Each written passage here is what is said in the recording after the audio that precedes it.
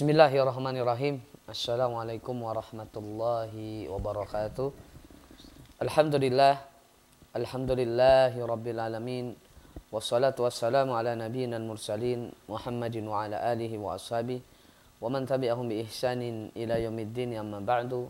Allahumma inni as'aluka ilman nafi'an wa rizqan thayyiban wa amalan mutaqabbala wa lisanan dzakira wa qalban khashi'a. Rabbi shrah li sadri.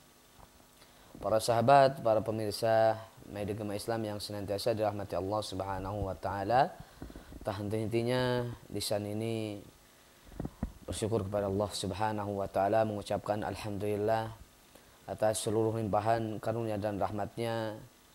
Di siang yang berbahagia ini kita diberikan izin oleh Allah Subhanahu wa taala untuk berjumpa kembali dalam program Maktabah Salafiyah, dan tentunya kita pun berharap kepada Allah Subhanahu wa taala di pertemuan perdana di tahun 2025 ini Allah Subhanahu wa taala memberikan kita kemudahan, memberikan keberkahan kepada kita, yang tentunya kalau seandainya ada di antara kita di tahun yang lalu, tahun 2024 itu, ada sebagian kita yang mungkin malas untuk melakukan kebaikan, malas untuk melakukan sholat, kemudian enggan untuk menyisihkan sebagian hartanya untuk bersedekah kepada saudaranya. Maka di tahun ini mudah-mudahan Allah Subhanahu wa taala bisa memberikan kepada kita hidayah, sehingga dari kesalahan-kesalahan yang pernah kita perbuat di tahun yang lalu bisa kita rubah, dan tentunya mudah-mudahan Allah Subhanahu wa taala memberikan inayah, pertolongan kepada kita untuk kita senantiasa istiqomah di jalannya.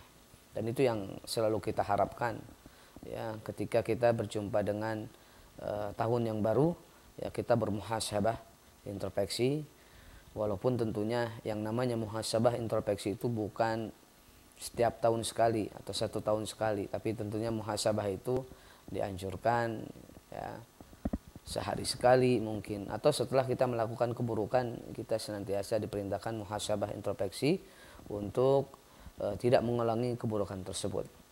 Namun nampaknya banyak di antara kita menganggap tahun baru ini adalah tahun yang spesial, karena tentunya tidak ada yang tahu berkaitan dengan perkara-perkara yang akan terjadi di tahun 2025 ini, karena ini merupakan perkara gaib.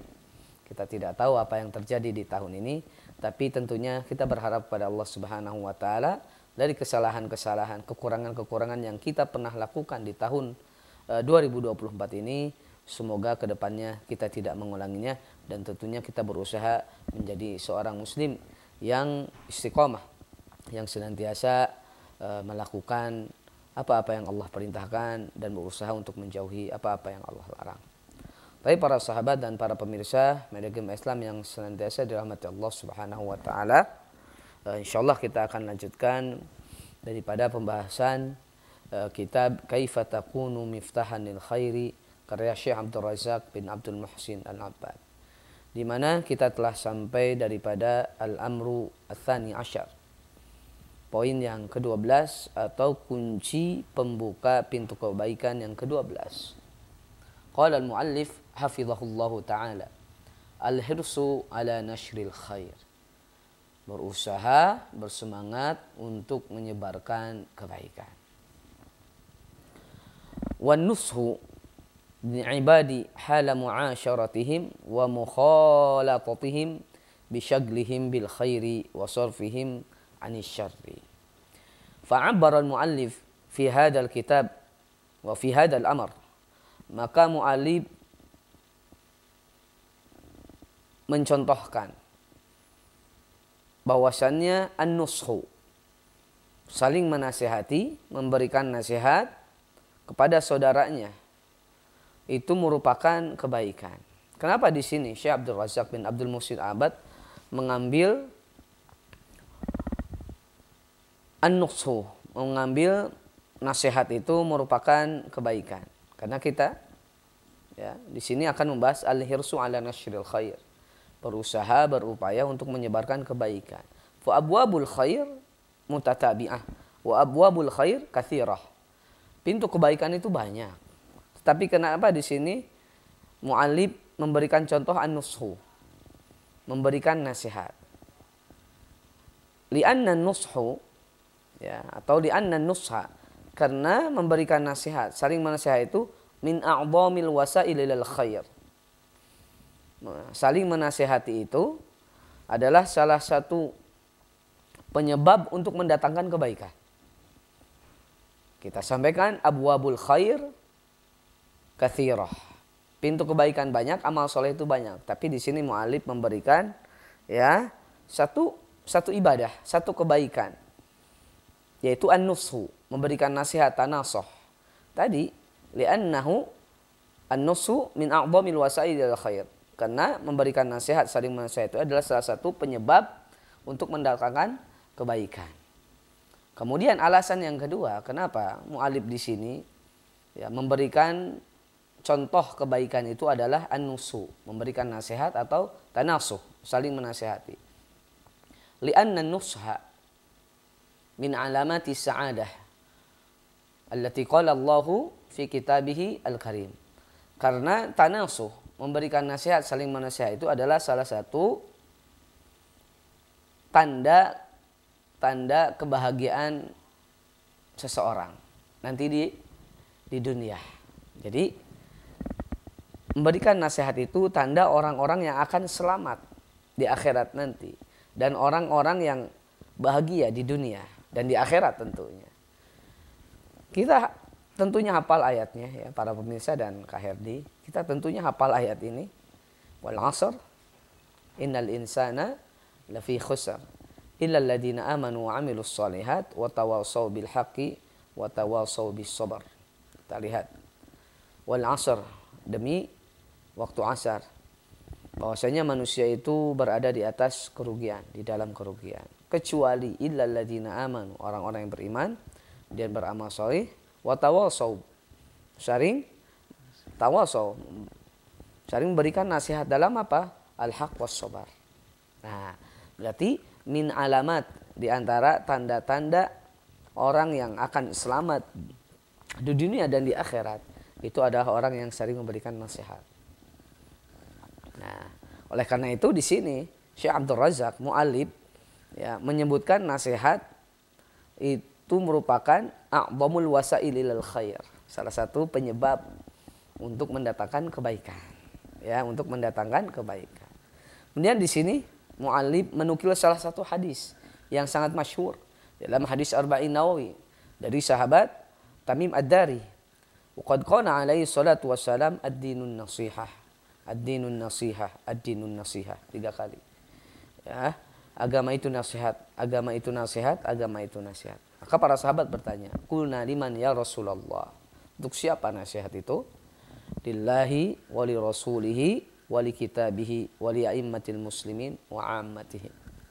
Maka agama ini nasihat. Yang pertama untuk siapa? Untuk Allah.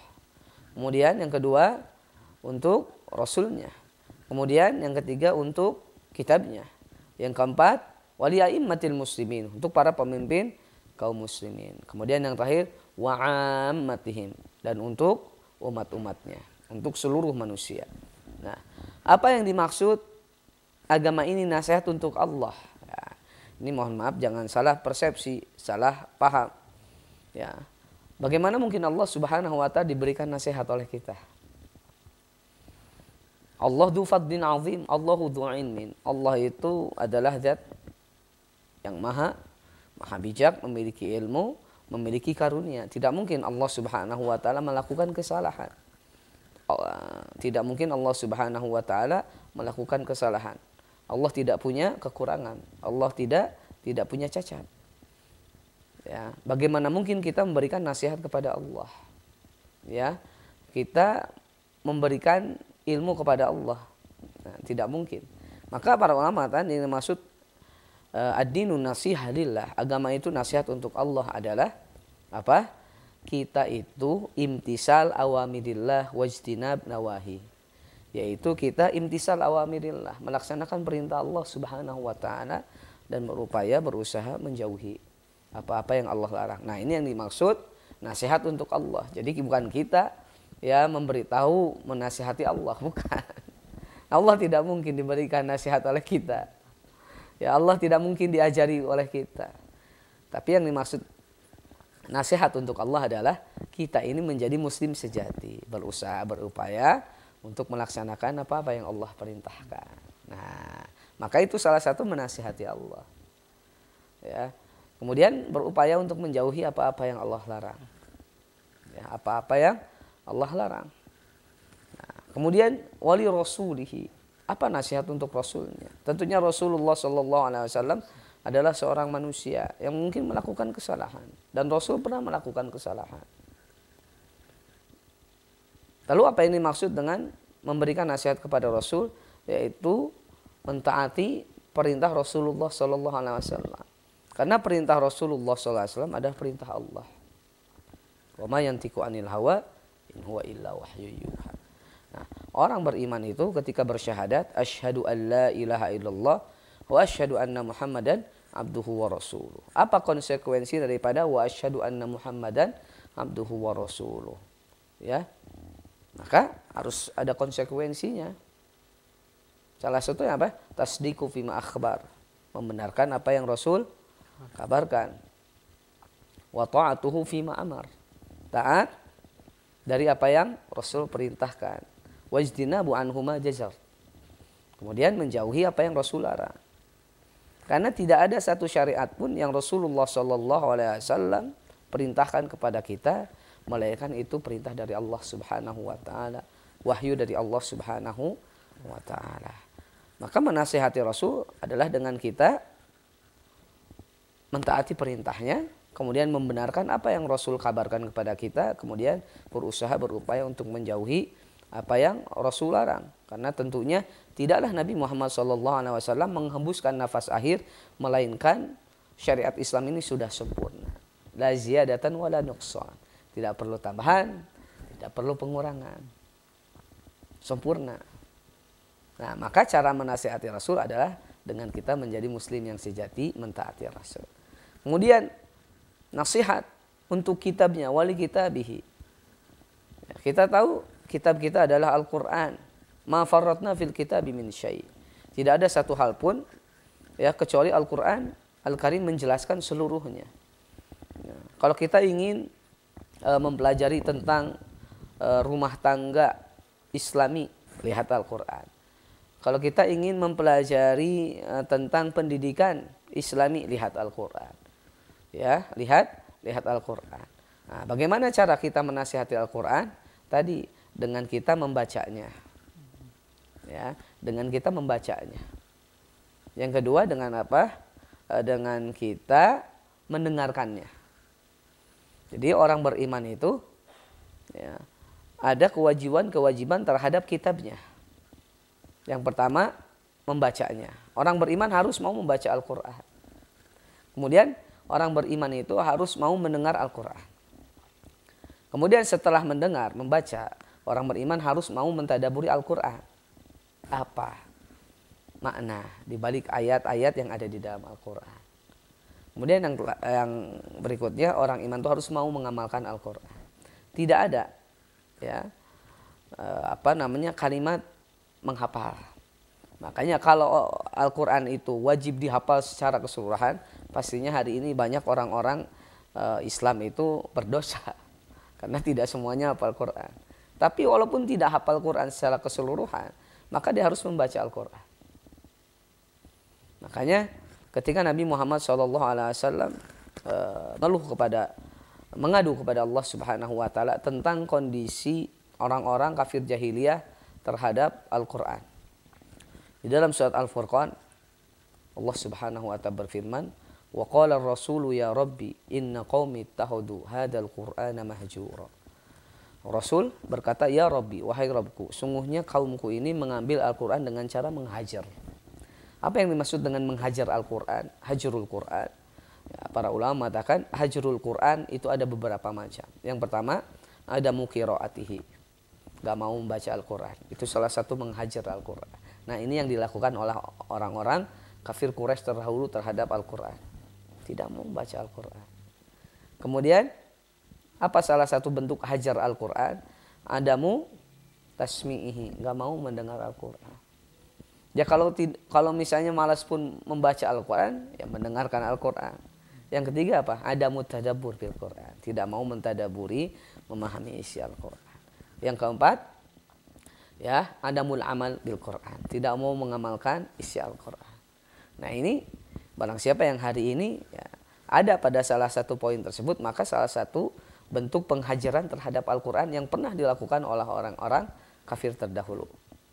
Ya, saya kira tidak ada hari ini orang Islam yang tidak mau membaca Al-Quran. Semua kita harus mau. Adapun menghafal, itu tidak semuanya mau menghafal Al-Quran. Ada yang hafalnya 1 juz, 2 juz, 3 juz, 4 juz, ada yang 30 juz. Ya, tentunya yang hafal 30 juz akan mendapatkan keutamaan daripada yang hafalnya 5 juz. Tentunya itu ada perbedaan. Tapi memang tidak ada kewajiban untuk kita hafal Al-Quran secara menyeluruh. Nah, maka itu yang dimaksud nasihat kepada Alkitab. Kemudian wali a'immatil muslimin, kita harus menasihati a'immah, para a'immatul muslimin. Nah, a'immatul muslimin. A'immatul muslimin di sini memiliki dua makna, dua arti. Yang pertama al-umara, para pemimpin, para amir, presiden, wali kota, gubernur, bupati, camat, RT, ya sampai dengan tingkatan yang paling rendah. Maka kita harus tanasuh, memberikan nasihat di antara kita. Makna yang kedua adalah al-ulama, wali a'immatil muslimin. Para imam di sini ada dua makna. Yang pertama umara, para pemimpin. Yang kedua adalah al-ulama. Al-ulama itu adalah salah satu golongan manusia yang paling banyak memberikan manfaat kepada kita setelah para pemimpin. Para pemimpin juga banyak memberikan manfaat kepada kita. Nah, para ulama memberikan manfaat kepada kita berupa ilmu. Maka tentunya di antara mereka ada yang melakukan kesalahan karena mereka manusia.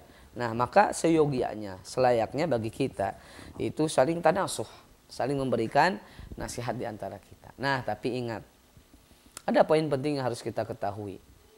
Ya, di dalam tanasuh ini, memberikan nasihat ini. Artinya ketika kita memberikan nasihat kepada orang lain, itu harus dengan cara yang baik. Bagaimana cara menasihati umara wal ulama, menasihati para pemimpin? Nah, tentunya dianjurkan, diwajibkan saling tanasuh, tetapi ada caranya. Jangan seperti hari ini, mohon maaf, ketika ada perkara-perkara yang mungkin kita tidak setuju dengan kebijakan-kebijakan para pemimpin. Ya, dengan mudahnya kita menjelek-jelekan mereka di media sosial. Entah itu di status WhatsApp, Facebook, Instagram, ataupun apa mungkin hari ini ya. Nah, ini tidak diajarkan oleh Nabi Muhammad SAW. Yang diajarkan oleh Nabi Muhammad SAW adalah tanasuh kepada para pemimpin itu dengan kita langsung berhadapan dengan pemimpin tersebut. Kalaupun tidak bisa, kita sampaikan surat, tidak menjelek-jelekan di media sosial. Dan ini bukan merupakan akhlak seorang muslim sejati. Ya, nah, hari ini ya mungkin banyak kita melihat ya di berbagai media sosial yang menjelek-jelekan pemimpin. Pemimpin salah, ya mungkin pemimpin punya salah, tapi caranya tidak seperti itu. Ulama juga sama, memiliki kesalahan. Banyak hari ini mungkin guru-guru kita melakukan kesalahan. Kita nasihati dengan cara yang benar, bukan dinasihati di depan khalayak manusia. Ya, nah, ini penting kita sampaikan berkaitan dengan tanasuh, ya, menasihati. Karena tanasuh ini merupakan salah satu min a'dhamil wasail ilal khair, salah satu penyebab paling terbesar untuk orang itu akan mendapatkan kebaikan. Makanya Syekh Abdul Razak tadi ya memberikan contoh kebaikan itu adalah dengan memberikan nasihat.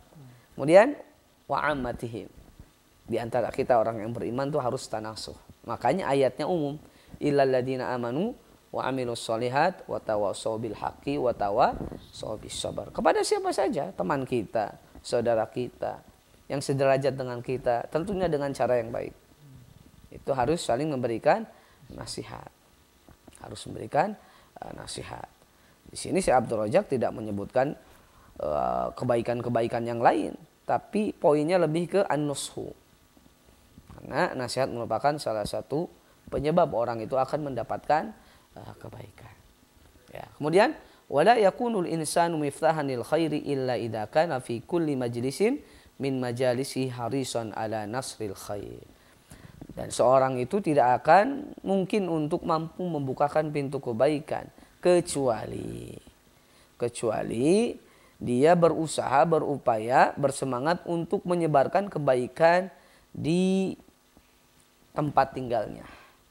Fi majlisin, di tempat tinggalnya. Wa lihada yaqulu Ibnu Qayyim rahimahullahu taala fi ma'na qaulihi taala wa ja'alani mubarakan aina ma kuntu. Qala ay mu'allimanil khairi da'iyan ila Allah mudzakiran bihi muraghiban fi ta'atihi fahada min barakatir rajul. Kemudian Ibnu Qayyim rahimahullah taala menjelaskan, mentafsirkan tentang ayat yang ada di dalam surat Maryam ayat 32 di mana Allah Subhanahu wa taala berfirman wa ja'alani mubarakan aina ma kuntu. Ya, wa ja'alani mubarakan, dan Allah Subhanahu wa taala memberikan kepadaku, menjadikanku mubarakan. Artinya berkah. Aina ma kuntu, di mana saja aku berada. Allah Subhanahu wa taala memberikan keberkahan kepadaku dimanapun aku berada. Apa yang dimaksud keberkahan di sini? Apakah diberikan harta? Apakah diberikan jabatan? Atau diberikan ilmu? Nah, mubarakan, keberkahan. Mungkin terbesit di benak kita keberkahan.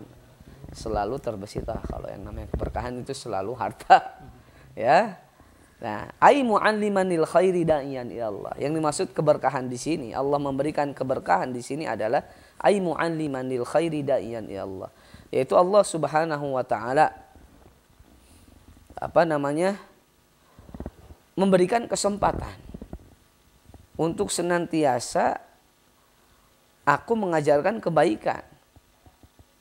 Nah, mu'allimanil khair. Aku itu senantiasa dimanapun aku berada, aku bisa mengajarkan kebaikan, memberikan ilmu. Kemudian aku bisa berdakwah. Ini keberkahan. Nah, maka bukan berarti ketika antum punya harta, kemudian antum berikan kepada orang lain, ya.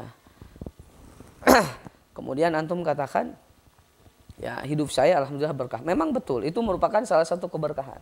Ketika Allah berikan harta, kemudian antum bisa bersedekah, itu merupakan salah satu keberkahan. Tapi keberkahan yang paling berharga bagi kita itu bukan hanya harta saja. Apa? Mu'allimanil khair da'iyan ila Allah.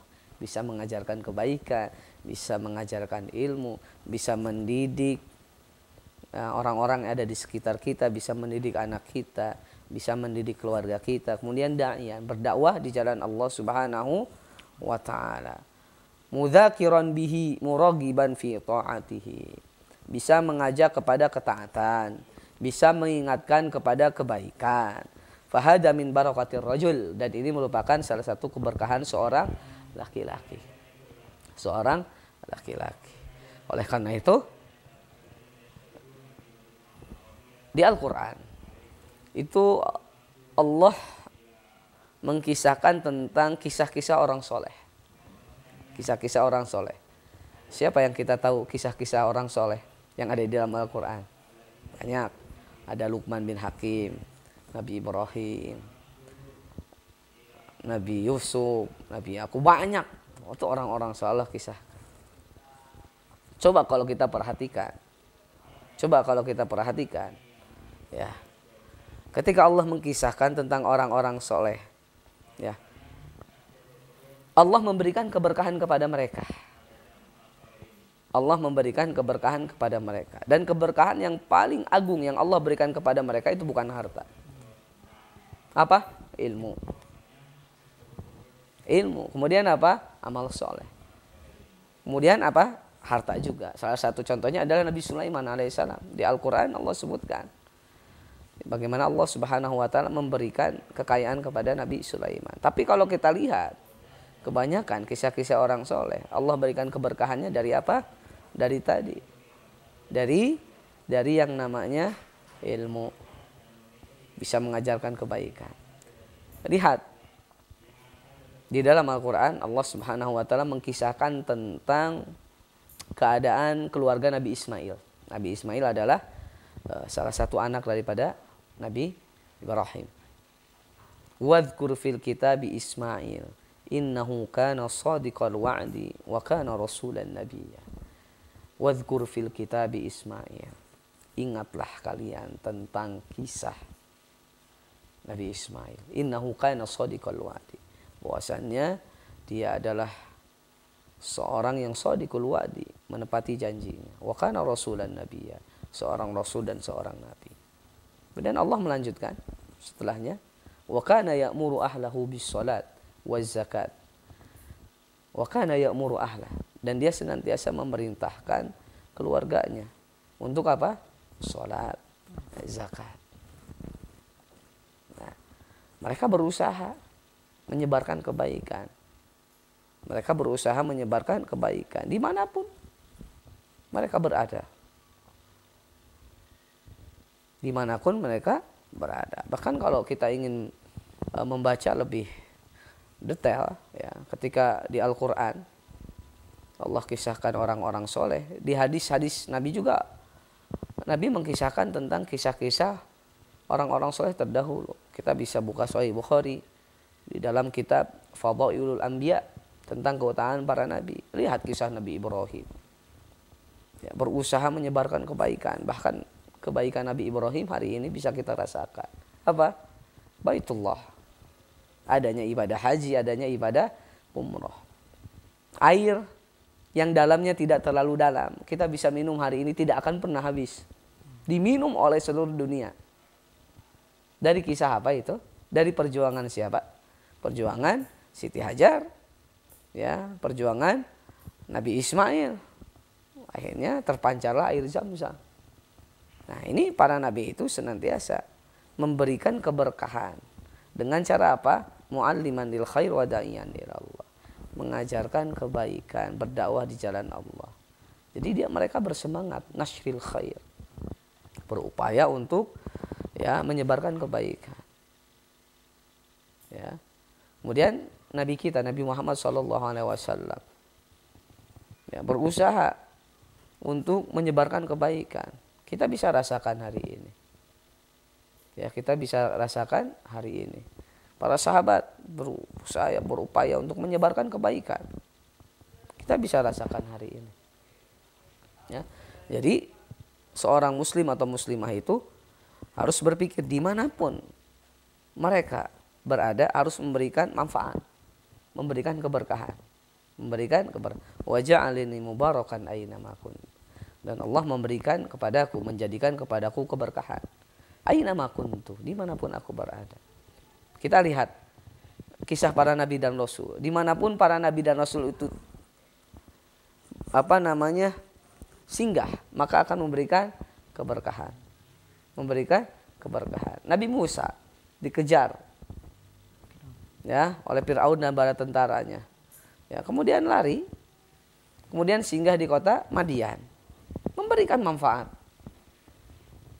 Nabi Muhammad SAW singgah ke Taif, juga sama, memberikan manfaat berdakwah. Nabi Yusuf SAW di Mesir, ya, memberikan manfaat, mentakwil mimpi sampai diangkat jadi raja. Ya, kemudian banyak, ya, kisah-kisah orang terdahulu, ya, mereka berusaha berupaya untuk menyebarkan kebaikan dimanapun mereka berada. Maka kita sebagai seorang muslim dan muslimah berusaha berupaya, apalagi hari ini kita dimudahkan dengan teknologi hari ini, maka berusaha berupaya untuk senantiasa memberikan kebaikan kepada orang lain, berusaha menyebarkan kebaikan. Kalau ada teman kita yang mungkin hari ini tidak sempat untuk duduk bermajlis dengan kita, ya, kita bisa sampaikan melalui YouTube, melalui Facebook, atau melalui apapun. Bahkan Nabi Muhammad SAW mengatakan kepada sahabat, ya, apa? Liyuballigh asyahid minkumul ghaib. Supaya yang hadir ini, yang menyaksikan ini bisa menyampaikan kepada yang gaib, yang tidak hadir. Bahkan Nabi mengatakan balighu anni walau ayat.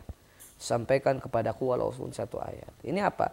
Nabi mengajarkan kepada kita agar kita senantiasa berusaha untuk menyebarkan yang namanya kebaikan. Dan tadi kita singgung ya, di sini mu'alif memberikan satu contoh kebaikan yaitu tanasuh. Apa itu tanasuh? Memberikan nasihat. Karena at-tanasuh min a'dhamil wasail ila abwabil khair. Karena menasihati itu adalah salah satu faktor penyebab ya orang tersebut akan mendapatkan kebaikan. Nah, dan insya Allah nanti kita akan jelaskan ya apa saja yang harus kita berikan manfaat, harus kita upayakan, harus kita usahakan sebagai seorang muslim dan muslimah untuk memberikan kebaikan kepada orang lain. Apa saja ya bagi kita orang muslim dan muslimah untuk kita berusaha berupaya menyebarkan kebaikan. Apakah nanti kita berusaha menyebarkan kebaikan itu dari harta kita atau dari hal-hal yang lain? Insyaallah kita akan lanjut di segmen yang berikutnya. Bismillahirrahmanirrahim. Para sahabat dan para pemirsa MGI TV rahimani wa rahimakumullah. Insyaallah kita akan melanjutkan daripada ayat yang tadi dinukil oleh muallif di dalam surat Maryam, wa ja'alani mubarakan aina ma kuntu. Dan dia Allah Subhanahu wa taala menjadikanku, memberikan kepadaku mubarakan, keberkahan aina ma kuntu, dimanapun aku berada. Ai mu'allimanil khairi da'iyan ya Allah, yaitu Allah Subhanahu wa taala memberikan kesempatan kepadaku untuk aku senantiasa mengajarkan kebaikan, ya, menyebarkan kebaikan dan bisa berdakwah di jalan Allah Subhanahu wa taala. Maka di dalam ayat ini Allah Subhanahu wa taala berfirman wa ja'alani mubarakan. Ma makna al-mubarak? Apa yang dimaksud keberkahan? Walaupun di sini ya Ibnu Qayyim rahimahullah taala menyebutkan salah satu makna keberkahan yang paling agung.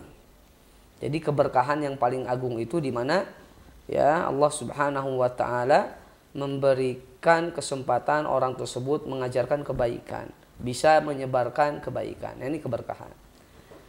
Tetapi keberkahan di dalam kehidupan manusia itu banyak tentunya.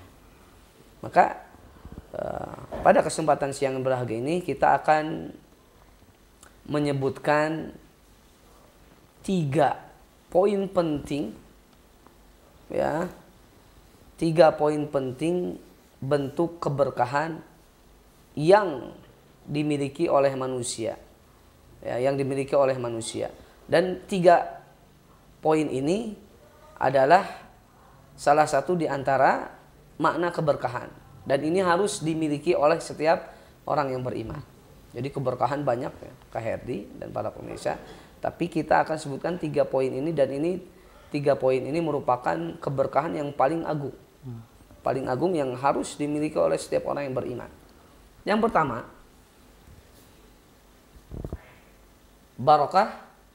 barakatul ilmi, keberkahan ilmu. Jadi barakatul ilmi. Yang kedua, apa? Barakatul mal, keberkahan harta. Yang ketiga, barakatul amal, keberkahan amal. Nah ini 3 poin ini ya bisa mencakup dari makna-makna keberkahan yang lain. Kalau kita punya 3 keberkahan ini, ya, maka bahagia dunia dan akhirat. Oleh karena itu kita senantiasa berdoa kepada Allah, ya. Insya Allah doanya hafal semua. Allahumma inni as'aluka ilman nafi'an wa rizqan thayyibah wa amalan mutaqabbala. Ya, kita meminta kepada Allah ilman nafi'an, keberkahan ilmu. Keberkahan ilmu. Orang berilmu banyak. Tetapi orang mendapatkan keberkahan ilmu itu tidak semua orang yang memiliki ilmu itu dapat keberkahan ilmu. Sebagai contoh, berapa banyak orang yang hafal Al-Quran, tetapi di sisi lain ya dia mudah menumpahkan darah saudaranya, seperti yang dilakukan oleh orang-orang Khawarij. Orang Khawarij banyak mereka hafal Quran. Tapi mereka meyakini ya bahwasanya orang yang tidak sependapat ya, yang tidak membaiat imamnya maka dibunuh, bukan termasuk golongannya. Nah, ini mendapatkan ilmu tapi tidak berkah ilmunya. Tidak berkah. Ya, tidak berkah. Berapa banyak orang berilmu tapi mohon maaf kelakuannya jauh daripada ilmunya.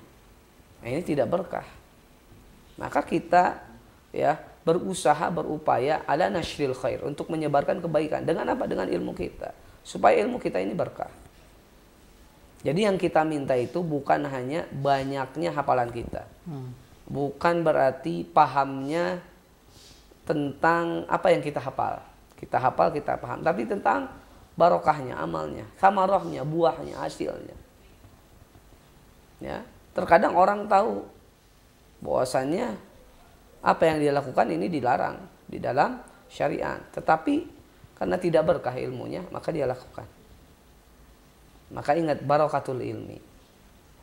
Jadi kita berharap kepada Allah agar Allah Subhanahu wa taala memberikan keberkahan. Keberkahan apa? Keberkahan ilmu. Kalau ilmu kita berkah, kita akan mampu untuk menyebarkan kebaikan, berusaha menyebarkan kebaikan. Ya, makanya para ulama mengatakan laisa al-alimu bikasratir riwayah. Orang alim itu, orang berilmu bukan banyaknya riwayat, bukan banyaknya hafal. Bukan 1000, 2000 hadis, 3000, tapi apa? Al-ilmu al-khasyah, rasa takut. Nah, ini berkah. Berkah. Maka kita memohon kepada Allah Subhanahu wa taala min barakatil ilmi. Banyak berdoa, Allahumma inni as'aluka ilman nafi'an, ilmu yang bermanfaat, bukan Allahumma inni as'aluka ilman katsiran. Ya Allah, aku memohon kepadamu, meminta kepadamu ilmu yang banyak, kan tidak. Tapi ilmu yang bermanfaat. Semakin banyak ilmu itu, kalau semakin bermanfaat, semakin besar pahalanya. Nah, makanya para nabi dan rasul ilmunya banyak, ilmunya luas, bermanfaat. Maka barokah hidupnya. Mendapatkan keberkahan, kebahagiaan sampai nanti di akhirat. Nah, ini yang pertama. Makna keberkahan di dalam hidup kita adalah barokatul ilmi. Ilmu yang berkah, ilmu yang bermanfaat. Kemudian yang kedua, barokatul mal. Keberkahan harta. Apa yang dimaksud dengan barokatul mal? Keberkahan harta bukan dilihat dari banyak dan sedikitnya. Banyak hari ini, mohon maaf, Allah berikan harta yang banyak, rezeki yang luas. Tetapi sampai hari ini mohon maaf, dia tidak pernah berangkat untuk haji, untuk umrah. Bukan karena dia tidak mampu. Secara fisik dia kuat, secara harta dia mampu. Tetapi Allah belum berikan kesempatan, belum berikan hidayah, Allah belum panggil. Kenapa? Tadi berkaitan dengan keberkahan harta. Kalau hartanya berkah, maka Allah akan mudahkan dia untuk, ya mungkin salah satu contohnya dengan hartanya dia bisa pergi haji dan umrah. Berapa banyak hari ini orang mampu untuk haji dan umrah, tapi Allah Subhanahu wa taala belum berikan kesempatan. Kenapa? Karena Allah belum memberikan keberkahan kepada hartanya. Berapa banyak hari ini orang memiliki banyak harta, tapi tidak menjadikan dia taat kepada Allah Subhanahu wa taala. Hartanya banyak. Fir'aun laknatullah, tidak kita ragukan lagi. Ya, kerajaannya begitu luas, bala tentaranya begitu banyak, tapi tidak menjadikan dia beriman kepada Allah, maka hartanya tidak berkah. Ya, hartanya tidak berkah. Nah, kemudian Namrud juga sama, raja yang kuat, raja yang kaya, tapi tidak menjadikan dia beriman kepada Allah Subhanahu wa taala. Walaupun tentunya berkaitan dengan harta itu bukan tolak ukur. Allah Subhanahu wa taala ya ridho ataupun tidak ridho kepada kita bukan dilihat dari harta. Jadi jangan pernah beranggapan ini. Mohon maaf supaya tidak salah persepsi. Jangan sampai beranggapan berarti kalau kita banyak hartanya Allah nggak ridho. Kenapa? Fir'aun, ya Namrud. Berarti kita harus miskin supaya Allah ridho kepada kita. Bukan. Nah, ini juga salah, persepsi yang salah. Jadi harta bukan tolak ukur Allah ridho dan tidak ridho. Berapa banyak orang yang Allah berikan harta yang begitu luas, begitu banyak, dan Allah ridho kepada orang tersebut. Contohnya siapa? Nabi Sulaiman alaihissalam. Tidak ada yang bisa mengalahkan kekayaan Nabi Sulaiman sampai hari kiamat. Tidak ada yang bisa. Tapi apakah Allah ridho kepada Nabi Sulaiman? Allah ridho. Bahkan Nabi Sulaiman diangkat sebagai seorang nabi. Dengan kekayaannya Nabi Sulaiman alaihissalam bisa berdakwah, bisa menyebarkan kebaikan. Burung hudhud, seorang burung, beriman kepada Allah. Kenapa? Karena wasilah Nabi Sulaiman. Ratu Saba, Ratu Bilqis, bisa masuk Islam gara-gara siapa? Gara-gara Nabi Sulaiman alaihissalam. Para jin, para binatang, tunduk kepada Allah Subhanahu wa ta'ala. Kenapa? Karena Nabi Sulaiman alaihissalam mengajak berdakwah, mengajak beriman kepada Allah. Allah ridho kepada Nabi Sulaiman. Walaupun Allah berikan kekayaan kepada Nabi Sulaiman. Ya. Kemudian ketika orang itu tidak punya harta, bukan berarti Allah ridho. Terkadang ya Allah sengsarakan orang tersebut di dunia. Di dunia ketika ada orang, mohon maaf, orang kafir, kemudian Allah berikan kesengsaraan, maka kesengsaraan yang dia rasakan hari ini di dunia jauh lebih berat nanti daripada kesengsaraan apa yang dia akan rasakan di akhirat. Jadi mohon maaf, berkaitan dengan harta itu bukan menjadi tolak ukur. Allah itu ridho ataupun Allah tidak ridho. Bisa jadi kita kaya hari ini dan Allah ridho kepada kita. Nah, makanya mintanya barokatul mal. Keberkahan harta, bukan banyak dan sedikitnya. Terkadang ketika kita mendapatkan harta yang sedikit, ya, kemudian kita dengan harta yang sedikit tidak menjadi taat kepada Allah. Fahada khasirad dunya wal akhirah. Ini rugi dunia dan akhirat. Makanya Nabi Muhammad SAW memohon kepada Allah itu bukan memohon dijauhkan dari yang namanya harta. Bahkan Nabi berdoa kepada Allah, Allahumma inni a'udzubika minal kufri wal faqri. Saya kira sebagian kita hafal doanya. Aku berlindung dari kekufuran dan kefakiran. Kenapa kita harus berlindung kepada kefakiran? Al-faqru aqrabu ilal kufri. Kefakiran itu lebih dekat kepada kekufuran. Maksudnya apa? Terkadang orang itu melakukan keburukan karena kefakiran. Mohon maaf, banyak di antara kita melakukan keburukan karena butuh yang namanya uang, butuh namanya harta. Ya, bisa kita lihat ya berapa banyak orang yang hari ini mungkin diistilahkan dengan begal ya. Begal. Mereka orang-orang beriman, orang Islam, tapi kenapa melakukan itu? Bukan karena mereka menghalalkan perbuatan itu. Mereka tidak menghalalkan, mereka tahu itu adalah keburukan. Apa yang membuat mereka, yang dorong mereka melakukan itu? Karena butuh yang namanya harta. Maka al-faqru aqrabu ilal kufr. Tapi bukan berarti setiap orang yang fakir itu kufur, tidak. Maka al-faqru, kemiskinan itu, kefakiran itu tidak diajarkan di dalam Islam. Kita berdoa kepada Allah ya agar Allah Subhanahu wa taala memberikan kepada kita harta yang cukup. Nabi Muhammad tidak pernah berdoa kepada Allah untuk menjadi miskin. Tidak pernah berdoa kepada Allah menjadi. Nabi Sulaiman berdoa kepada Allah untuk menjadi apa? Orang yang paling terkaya. Di dalam Al-Quran Allah Subhanahu wa taala mengisahkan doa Nabi Sulaiman. Apa? Qala rabbighfirli wa habli mulka la yanbaghi li ahadin min ba'di innaka antal wahhab. Wahai Rabb, ampuni dosaku, wahabli, dan karuniakanlah kepadaku mulka, kerajaan, harta, la yanbaghi li ahadin min ba'di, kerajaan yang luas, harta yang banyak. Dan jangan engkau berikan harta kepada orang lain melebihi kekayaanku. Jadi Nabi Sulaiman sudah berdoa, tidak ada yang bisa menyaingi kekayaan Nabi Sulaiman. Apakah Allah tegur doa Nabi Sulaiman? Tidak. Apa kata Allah? Wa Dawud wa Sulaiman ni'mal abdu innahu awwab. Daud dan Sulaiman ni'mal abdu, senikmat-nikmat hamba Allah. Dan Allah berikan kekayaan. Karena Nabi Sulaiman tahu dengan kekayaannya dia bisa menyebarkan kebaikan. Dengan hartanya Nabi Sulaiman bisa berdakwah. Dengan kekayaannya Nabi Sulaiman bisa tanasuh, menasehati, mengajak orang untuk beriman kepada Allah. Terbukti Ratu Balqis disebutkan di dalam surat An-Naml, inni wajadtu imra'atan tamlikuhum wa utiyat min kulli syai' wa laha 'arsyun 'azim. Wah, singgasananya luar. Tapi ketika Nabi Sulaiman mengirim surat, alla ta'lu alayya, jangan pernah sombong kepadaku.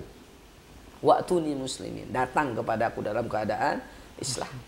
Masuk Islam. Maka bukan masalah banyak dan sedikitnya harta, tapi keberkahan harta. Dan tentunya seorang muslim itu berharap kepada Allah untuk menjadi orang yang cukup, yang Allah berikan harta yang cukup, harta yang kaya. Jangan pernah berdoa kepada Allah supaya jadi miskin. Kenapa? Sebagian kita berharap, kalau kaya saya tidak bisa bertakwa kepada Allah. Kalau kaya saya tidak bisa taat kepada Allah. Nah, ini saya kira kurang di dalam membaca, ya, membaca nas-nas. Ya, mereka pikir kalau saya miskin, maka saya akan semakin taat kepada Allah. Tidak juga. Yang penting keberkahan harta. Kalau Allah berikan harta yang banyak, kemudian Allah berikan keberkahan, fabiha wa ni'mah, nikmat dunia akhirat. Kemudian keberkahan yang ketiga apa? Barakatul ilm, barakatul mal, barakatul amal. Maka ada satu ungkapan dari seorang sahabat Abdullah bin Mas'ud radhiyallahu anhu. Kam min muridil khairi lam yablughu. Berapa banyak orang itu melakukan kebaikan tapi tidak tersampaikan kepadanya. Artinya apa? Banyak orang itu menginginkan kebaikan, melakukan kebaikan, tapi Allah tidak balas kebaikannya, tidak ganjar pahala. Kenapa? Karena amalannya tidak berkah. Apa bentuk keberkahan amal? Bentuk keberkahan amal itu adalah al-isobah. Ma'man al-isobah. Isobah itu ketepatan. Jadi amal itu bukan hanya berkaitan dengan nominal, banyak dan sedikit, tidak, tapi al-isobah. Oleh karena itu para ulama kan al-istiqomah fil amal. Istiqomah dalam beramal itu bukan dilihat dari jumlah banyak dan sedikit, tapi al-isobah, ketepatan. Kalau amalnya sedikit tepat, pahalanya bisa banyak, bisa besar. Tapi kalau amalannya besar, capek, jumlahnya banyak, kalau tidak tepat, nggak berkah, ditolak. Kita ambil contoh. Apa amalan yang sedikit tapi tepat dan Allah Subhanahu wa taala berikan pahala yang begitu banyak, begitu besar? Apa? 2 rakaat sebelum subuh contohnya. Bukan 11 rakaat sebelum subuh, bukan 20 rakaat sebelum subuh. Hanya 2 rakaat tapi tepat sesuai tuntunan Rasul. Barokah atau tidak? Barokah. Apa pahalanya? Khairun minad dunya wa fiha. Lebih baik daripada dunia dan seisinya. Ini contoh. Ini contoh. Jadi makanya di dalam doanya Allahumma inni as'aluka ilman nafi'an wa rizqan thayyiban wa amalan mutaqabbala. Amal yang diterima, bukan wa amalan katsira. Yang diterima itu yang paling terpenting, amalan itu. Walaupun hanya sedikit tapi kalau diterima di sisi Allah, maka pahalanya menjadi besar. Apalagi salah satu contoh amalan yang ringan, tapi ternyata kalau itu tepat, itu pahalanya besar. Apa? Subhanallah wa bihamdihi subhanallahil adzim. Dimanapun, sambil berjalan, ketika duduk di kantor, di tempat kerja, subhanallah wa bihamdihi subhanallahil adzim, tanpa mengkhususkan waktunya. Subhanallah, pahalanya apa? Saqilatani fil mizan, berat ditimbang. Nah, maka amalannya taqabbala, barakah. Tapi berapa banyak hari ini orang melakukan amalan yang begitu besar, begitu banyak, mengeluarkan harta, kemudian capek, tapi tidak diterima. Ini tidak berkah. Makanya disebutkan dalam Sahih Muslim, kitab Riyadhus Shalihin, bab taubat, hadis nomor pertama, hadis dari Anas bin Malik radhiyallahu anhu, ketika ada 3 orang, ya, laki-laki datang ke istri-istri Nabi, kemudian mengatakan, kalau saya itu sholat sepanjang malam, tidak pernah tidur. Yang satu mengatakan wa ana asumud dahr, saya puasa seumur hidup. Yang satu, saya tidak menikahi wanita.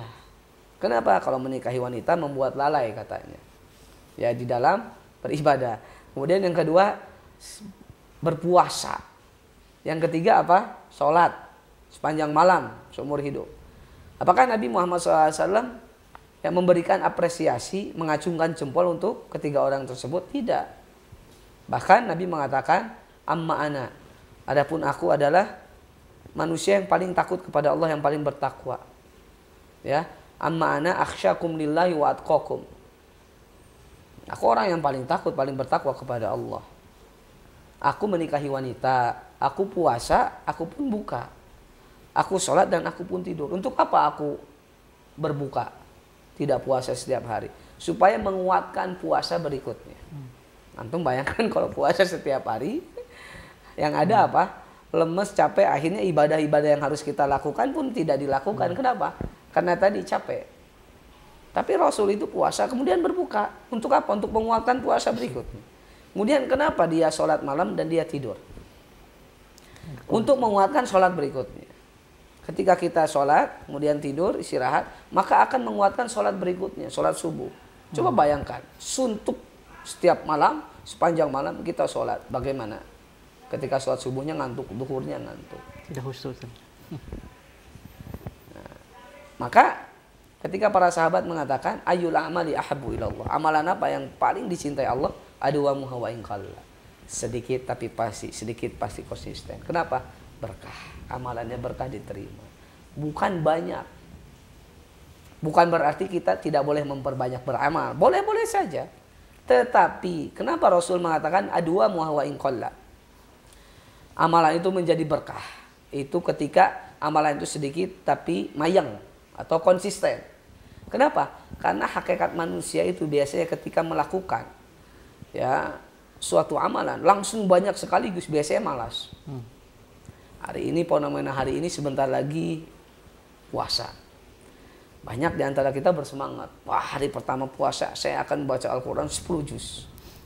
Masya Allah 10 juz betul. Hari kedua langsung sakit tenggorokan, akhirnya sakit.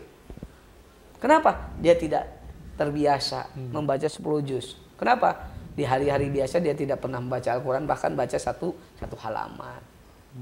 Bagus, dia dapat pahala, tapi ingat, ya, dia tidak bisa konsisten. Kenapa? Setelah itu sakit, sampai seterusnya sakit.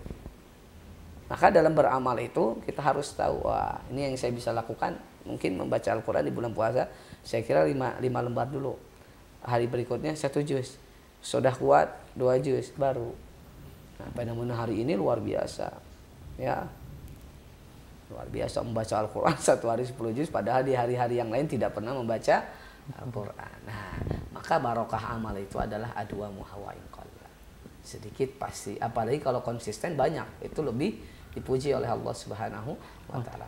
Maka mintalah kepada Allah Subhanahu wa taala keberkahan di dalam hidup kita itu adalah 3 poin ini. Keberkahan ilmu, keberkahan harta, kemudian keberkahan amal.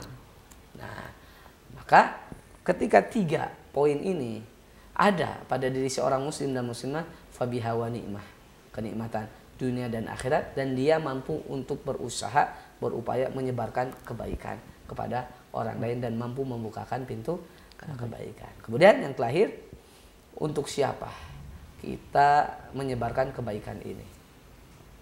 Ya. Yang pertama yang wajib kita perhatikan agar kita mampu untuk menyebarkan kebaikan, itu yang pertama adalah kepada keluarga. Jadi sebelum kita mengajak kebaikan, menyebarkan kebaikan dengan ilmu kita, dengan harta kita, dengan amalan kita, dengan perbuatan kita, yang pertama yang kita ajak adalah siapa? Keluarga kita. Silahkan ya, kita bisa cek tentang kisah para nabi dan rasul di Al-Quran. Mereka mengajak kebaikan itu bukan ke orang lain terlebih dahulu. Sebelum mereka berdakwah kepada kaumnya, mereka mengajak kepada anak istri. Maka Allah Subhanahu wa taala berpesan kepada Rasulullah SAW di dalam Al-Quran, wa andir ashiratakal aqrabin. Peringatilah ya keluarga-keluarga terdekat kamu, kerabat-kerabat. Berdakwah dulu.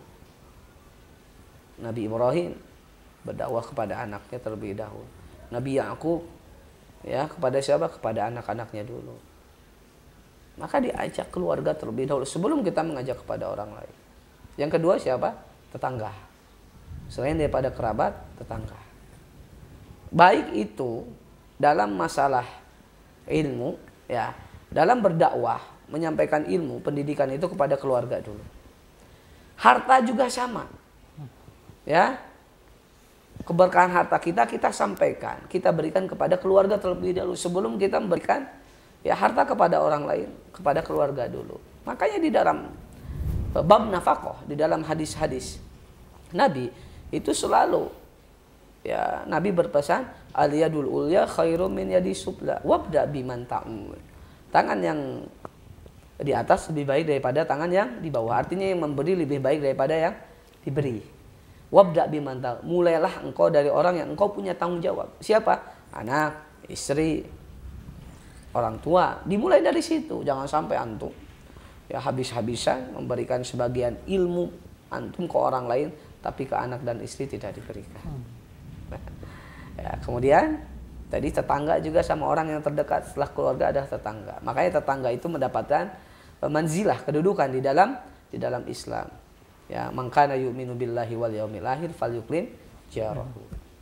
Ya, kemudian setelah itu adalah ya teman-teman kita. Teman-teman kita. Nah, ini orang yang harus mendapatkan kebaikan. Kita berusaha berupaya untuk menyebarkan kebaikan kepada orang-orang tersebut. Dengan apa? Dengan ilmu kita, dengan harta kita, kemudian dengan amal soleh kita. Makanya berdoa kepada Allah, Allahumma inni as'aluka ilman nafi'an wa rizqan thayyiban wa amalan mutaqabbalah. Itu ya. Kalau 3 perkara ini ada pada diri seorang muslim dan muslimah, maka bahagia dunia akhirat insyaallah. Allah akan berikan kemampuan, kesempatan untuk dia senantiasa menyebarkan kebaikan, mengajak kebaikan kepada saudara-saudara. Barakallahu fiikum. Mudah-mudahan satu poin yang singkat ini bisa banyak memberikan manfaat kepada kita, dan kita berharap kepada Allah Subhanahu wa taala apa yang kita dapatkan hari ini Allah berikan kemudahan kepada kita untuk kita bisa mengamalkan, kemudian bisa mendakwahkannya kepada saudara-saudara kita. Ya, subhanakallahumma wa bihamdika asyhadu an la ilaha illa anta astaghfiruka wa atubu ilaik. Wassalamualaikum warahmatullahi wabarakatuh.